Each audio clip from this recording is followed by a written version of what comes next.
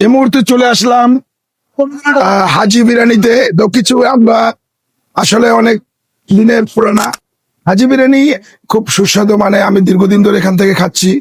আমার কোনো অফিসে অনুষ্ঠান বা কোনো সেমিনার, সেখানে এটা আমরা সবসময়ের জন্য খাই।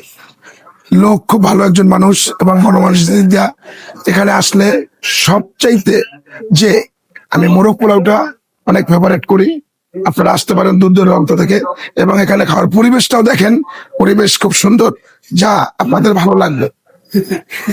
প্রত্যেকটি মানুষ এখানে পরিষ্কার পরিচ্ছন্ন, এবং সব সময় যে কোনো লোক আসলে অনেক সুযোগ সুবিধা পায়।